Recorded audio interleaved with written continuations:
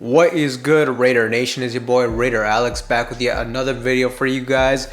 Anybody that's new to the channel, you guys love Raider related content just like this, make sure to like, comment, subscribe to the channel. That being said, let's jump right into the topic of this video.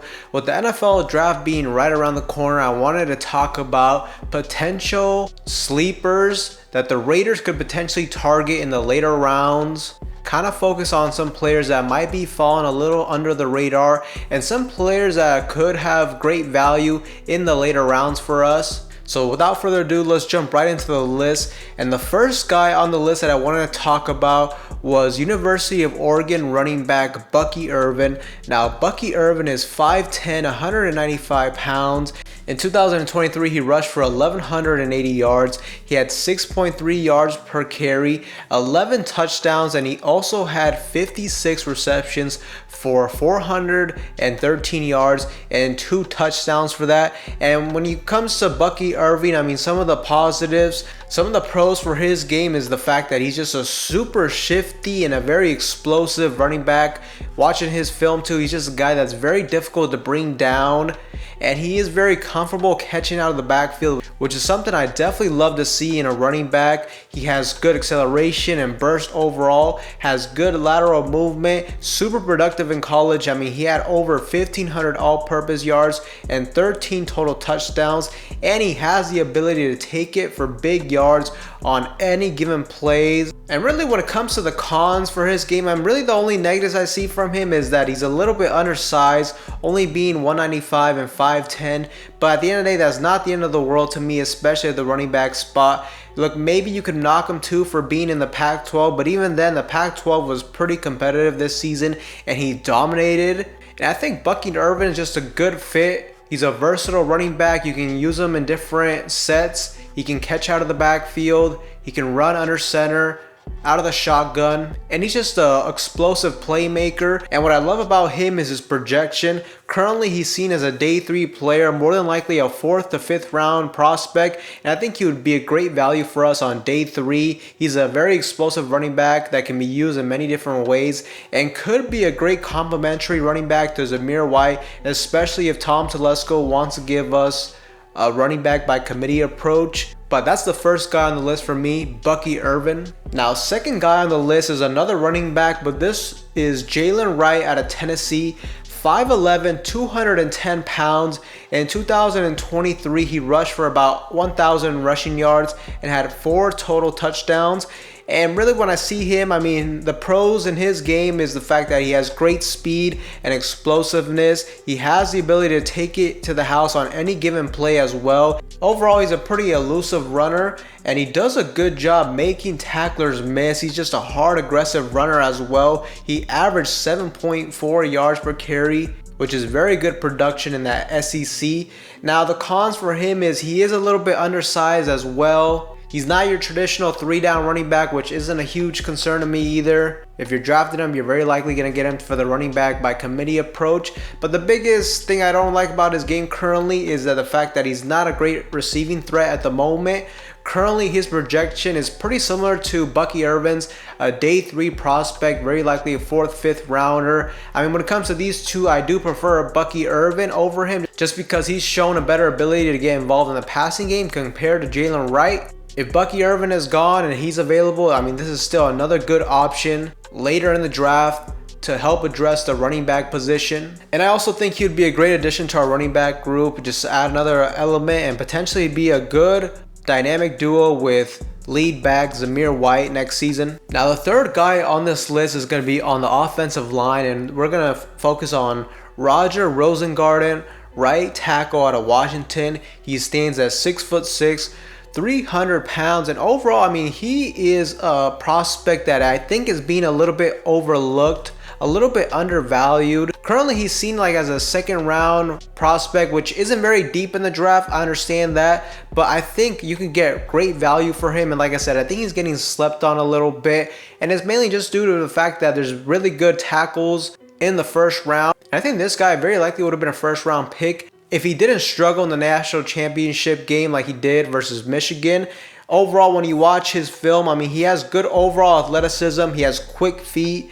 What I like too, he has a good use of his hands. He's pretty aggressive, and he fits a position of need for us for the Raiders, either right tackle. He fits the scheme we're gonna run here, a zone blocking scheme, and he shows he can get to the second level in the zone blocking run game.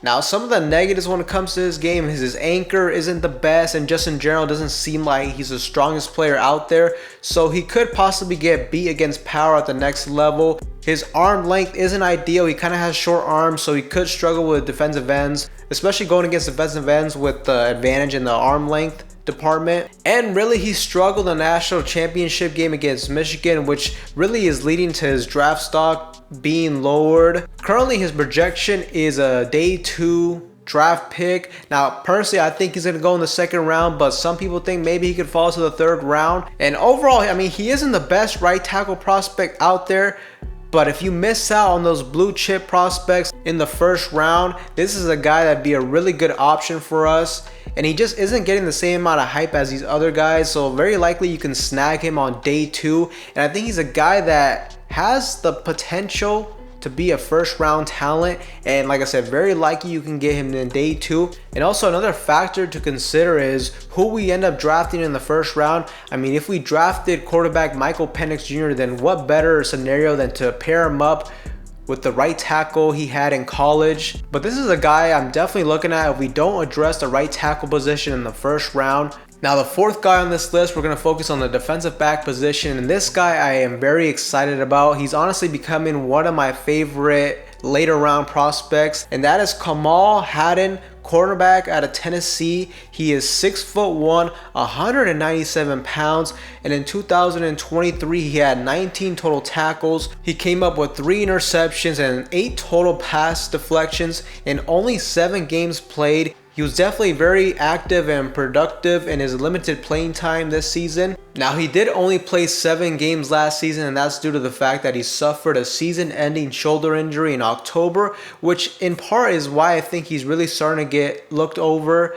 and really being slept on at the cornerback position. Watching him play, I mean, some of the pros that I see is he's a pretty physical cornerback. In man-to-man coverage, he shows very good tape, pretty good sticky coverage, and he has very good ball skills. And I mean, just in those stats alone, he only played in 7 games and he was able to get 3 interceptions and 8 pass deflections. I mean, that's 11 different times he was able to make a play on the ball, whether that was getting a turnover or causing an incomplete pass in only 7 games.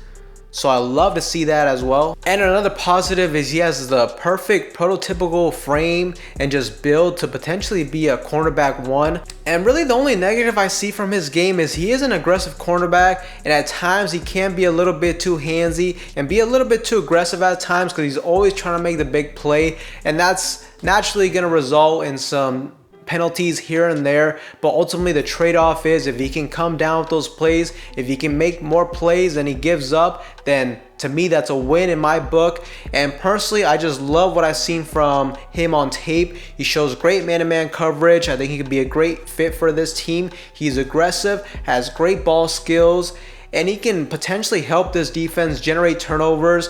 I mean, the Raiders defensive line is a unit I'm expecting to take a leap forward from last season. We did very well last season, but now we added defensive tackle Christian Wilkins. If we can continue to be dominant and get after the quarterback, that's just gonna give them less time to have the ball in their hands, and they're gonna be forced to get the ball out quickly. And that's where a guy like this could be a perfect scenario with him. You could allow him to do what he does best, and that's just go out there and be aggressive and make plays and hopefully get his turnovers.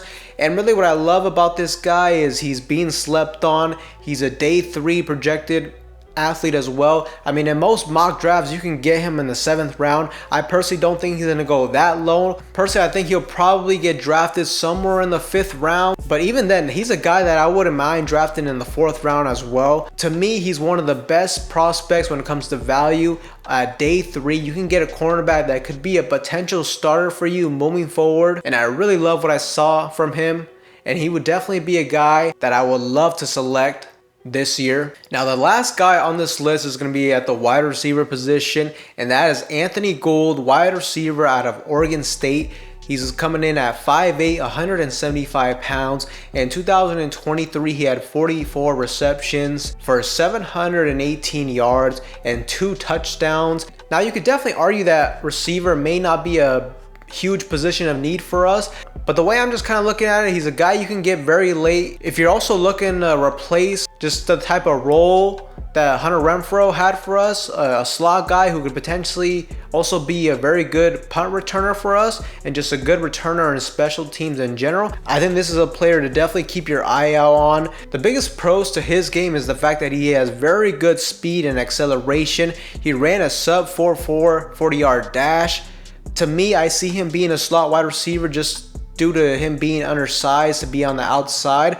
But just in general, he also has a very good ability to get some yards after the catch. He's a good, not a great route runner, and he has good punt return skills and can fight through contact. And when it comes to the negatives to his game, the first one is the fact that he is limited in his size, so that's why I very likely see him only being a slot wide receiver at the next level.